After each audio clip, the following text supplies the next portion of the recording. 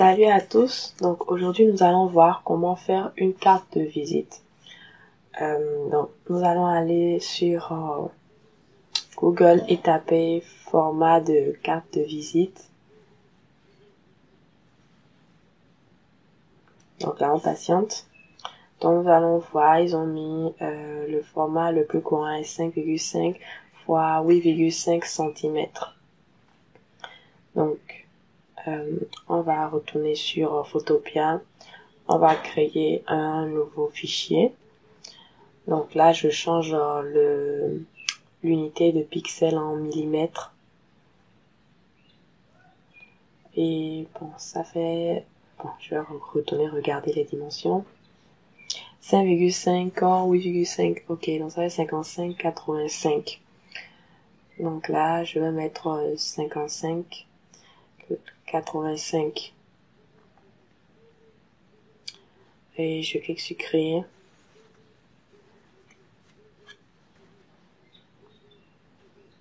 Donc là, je remarque que la taille n'est pas, c'est pas sous le bon format. Donc je vais faire transformer rotation 90 degrés. Et là, ça revient en mode paysage. Donc là, je zoome.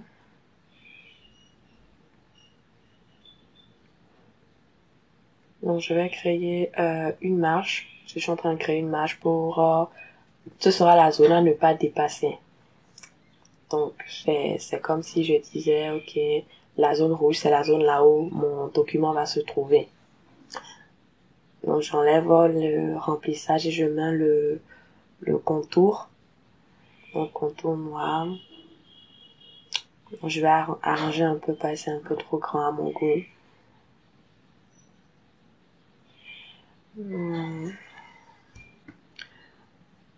Ok. Donc là, je vais essayer de centrer les deux. Donc je vais sélectionner les deux. Je vais chercher alignement horizontal et vertical. Ok, donc je vais déverrouiller le calque.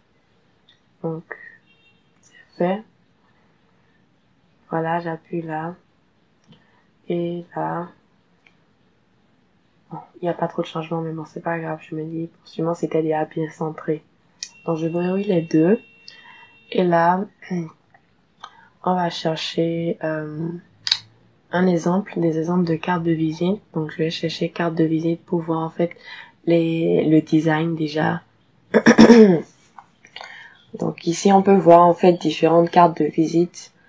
Mais bon, je vais quand même, moi j'aime plus FreePic. Donc je vais taper FreePic. Donc ici pareil, je vais taper carte de visite. Ok, voilà. Donc ça a l'air joli. Donc déjà, on remarque qu'il y a des similitudes entre les cartes. Hein.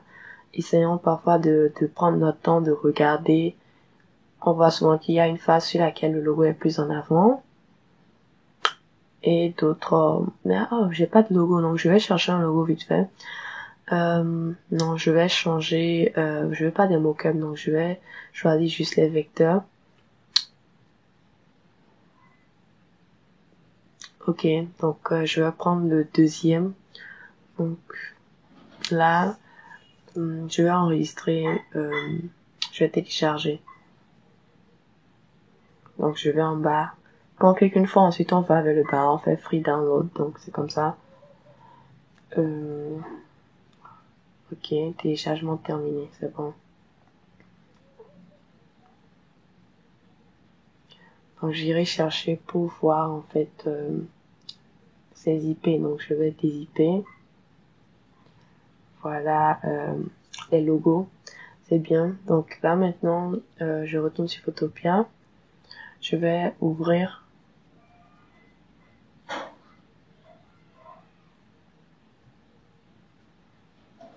Ok, donc on est en train de voir les formats, vous voyez les formats EPS des trucs là, des logos.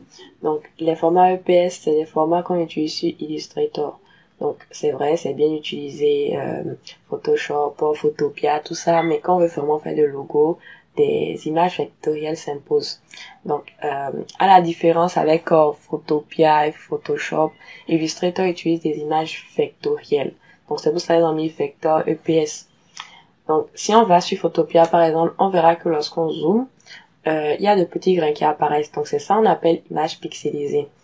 Donc, Illustrator, en fait, permet de faire des images vectorielles guidées par des formules mathématiques.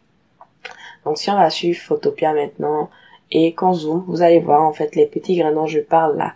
Donc, ce sont les petits grains là qui représentent, genre 1 pixel. Donc, c'est ça on appelle image pixelisée. Donc, c'est un peu compliqué de faire des logos de qualité professionnelle avec. Donc, c'est très, très important aussi de savoir, oui, Photoshop, Photopea, c'est bien, mais il faut quand même savoir qu'à un moment donné, il faut passer à autre chose, passer au niveau supérieur, apprendre de nouvelles choses pour devenir un peu plus pro. Donc, les logos, ça va plus être sur Illustrator. Donc, là, je dézoome.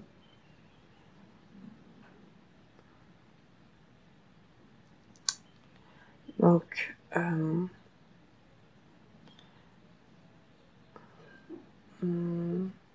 je suis en train de me perdre un peu.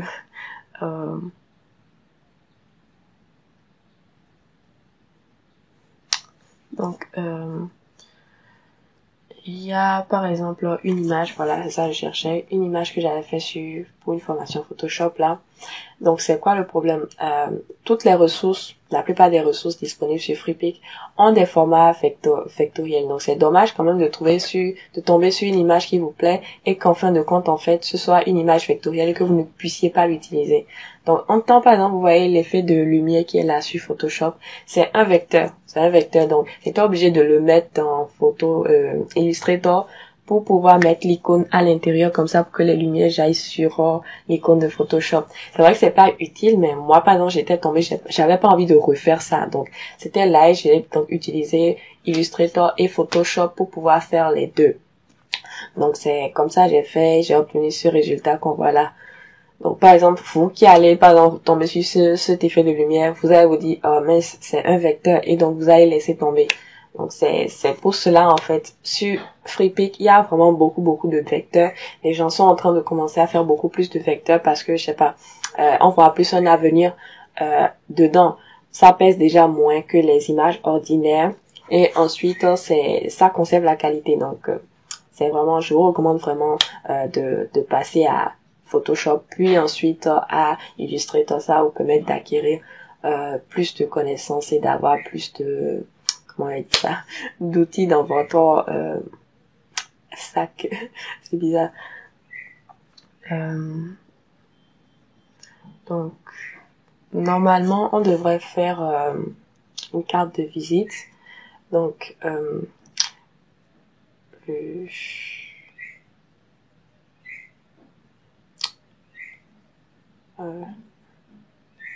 par exemple, ouais, toutes ces icônes qui sont là, ce sont des trucs là, des logos faits avec Illustrator. Donc là, je vais ouvrir le truc là, les logos en question. On va passer, non, c'est pas ceci. Ok, voilà, donc on va passer à la réalisation de la carte. Donc voilà, on va prendre le cas là. Donc je sélectionne les zones. Donc je fais plusieurs clics avant que ça ne prenne. Donc c'est des doubles clics.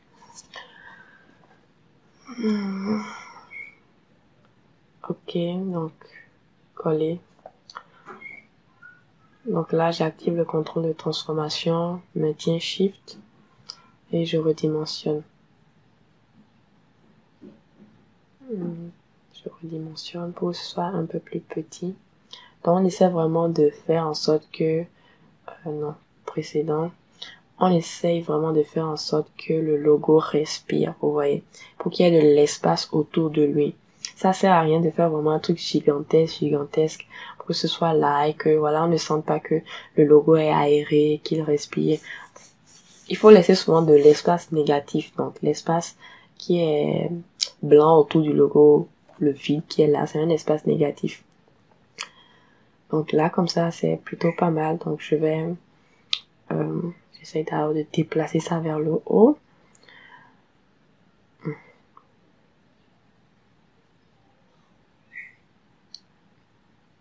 Enfin. Ok, donc c'est un peu trop gros quand même à mon avis, donc je vais diminuer un peu.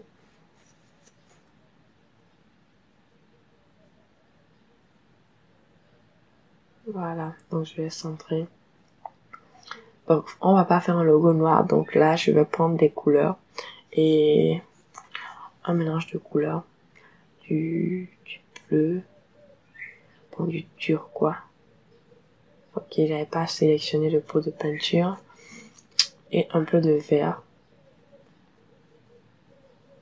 Ok, mais c'est pas assez lisible, bon, c'est trop clair, donc je vais changer un peu, descendre un peu dans les couleurs.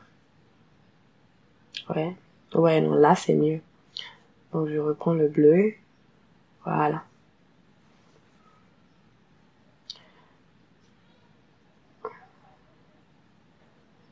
Ok, donc on va chercher carte de visite. On avait, pour garder le modèle en tête en fait, carte de visite.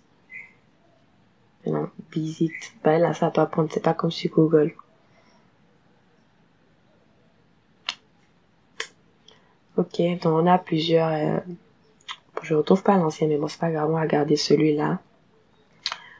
Donc déjà regardez comment c'est présenté, vous voyez. On met beaucoup d'accent sur la présentation. Donc on verra ça dans la vidéo qui va suivre. Donc là, en fait, on remarque que souvent la face avant est colorée et que le logo est blanc. Et non, ce qu'on vient de faire. Donc, on va colorer plutôt le fond et ensuite rendre le logo blanc pour donner cet aspect, voilà, de colorer en fait. C'est souvent la face là où il y a beaucoup d'écriture qui est en blanc. Donc voilà, j'essaye de faire un dégradé vite fait. Donc c'est trop grand le vert. Voilà. Mais ça n'a pas l'air naturel. Donc je vais faire un flou gaussien. Voilà. Et bon. Bon, c'est pas grave. Donc là, je vais prendre une couleur blanche pour pouvoir rendre le logo. Ah, je sais pas sélectionner le logo de peinture. Donc là, voilà. Et je vais redimensionner parce que là, ça paraît quand même encore un peu trop gros. Voilà. Déverrouiller. Juste pour pouvoir appliquer la couleur et la transformation. Désolé. Donc là, vous voyez, quand j'enlève la marge noire, c'est plutôt joli en fait, vous voyez. Donc je vais essayer de centrer le logo parce que j'ai pas l'impression qu'il est centré. Donc je viens à la fin ici, centrer verticalement et horizontalement. Donc ça a bougé légèrement, ok. Donc là je bloque le fond. Donc là je peux déjà enregistrer ma carte. Donc vous enregistrez en tant que PSD pour pouvoir ensuite apporter des modifications si le client vous dit quelque chose. Mais moi je vais juste enregistrer en tant que JPEG. Normalement vous devrez créer un nouveau comment je vais dire ça, un nouveau document ou bien un nouveau calque pour pouvoir faire la face, la seconde face dessus.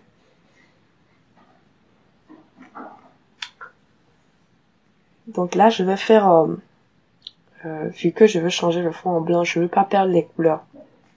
Donc j'ai déjà sélectionner les couleurs bleu et vert et je vais, je vais faire deux cercles, un cercle bleu et un cercle vert. Un cercle vert. Donc j'essaie d'inverser. Voilà, un cercle vert. Donc je viens là-haut, vous voyez les deux cercles sont bien présents dans l'aperçu, donc je peux les cacher déjà. Donc maintenant je peux mettre directement mon calque de fond en blanc. Voilà. Donc voilà, les deux couleurs sont là, le bleu et le vert. Là j'ai besoin du vert. Je prends le vert. S'il y a besoin du bleu, je prends le bleu. Donc c'était un peu l'idée. Donc là, on va colorer le logo en fait aux couleurs initiales. Donc vert et toujours le couleur, voilà, bleu. Donc bleu, bleu. Ok. Donc là, je fais apparaître le fond. Ok. Donc, je peux déjà fermer ceci. Donc, là, je vais essayer de rendre ça un peu pas trop blanc en fait. Si vous avez des fonds qui peuvent rendre le blanc intéressant, n'hésitez pas à en mettre la beauté après tout. Donc, moi, j'aime pas quand c'est juste vide, donc c'est pour ça que je suis en train d'ajouter un petit effet de gris. Donc là, flou. Donc, on fait apparaître la marge pour ne pas la dépasser. Donc, je remarque quand même que le truc est assez pixelisé, hein. Même de là, regardons, je vais. Ouais, on est sur le chemin. Donc, on remarque que souvent l'ordre de ces gens, la face est colorée et l'autre face est blanche. Donc, c'est ce qu'on va faire là maintenant. Donc, je vais mettre la ligne. On va mettre la ligne pour essayer de respecter l'autre modèle. Donc là, ça ne me donne pas vraiment la ligne.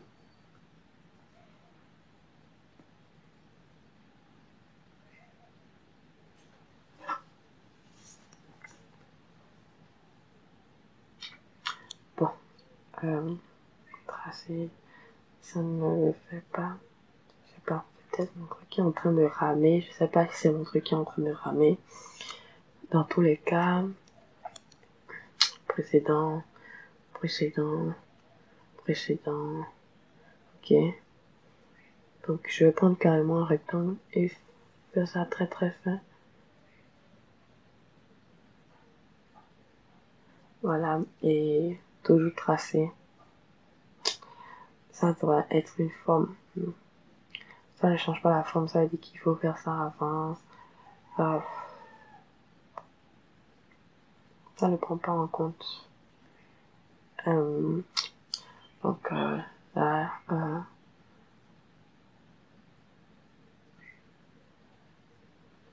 ok, précédent c'est mieux. Donc là, je fais un nouveau calque là. Et je fais ma ligne.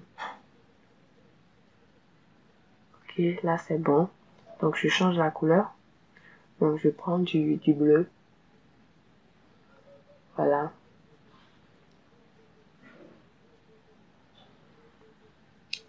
Le logo est quand même pixelisé. C'est quand même pixelisé. Quand je dis pixelisé, c'est que c'est pas de très bonne qualité. On voit les petits grains comme ça. Et bon là, je diminue, mais ça change pas grand chose en fait.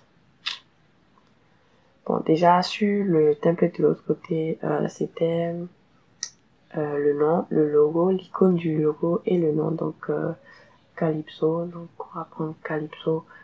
Donc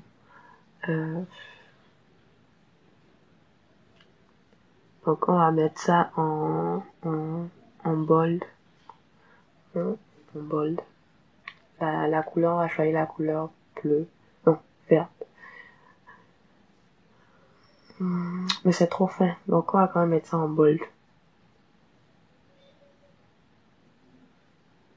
Ok. Donc j'essaie de centrer les deux.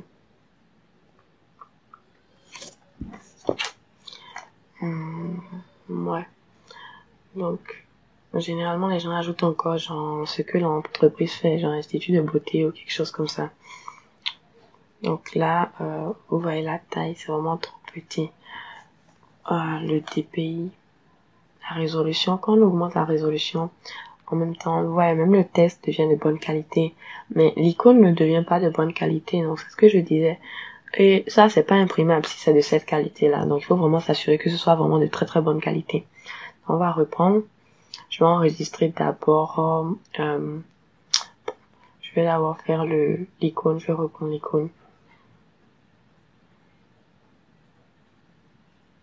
Ensuite, je vais enregistrer. Donc là, je refais, je sélectionne, donc double-clic.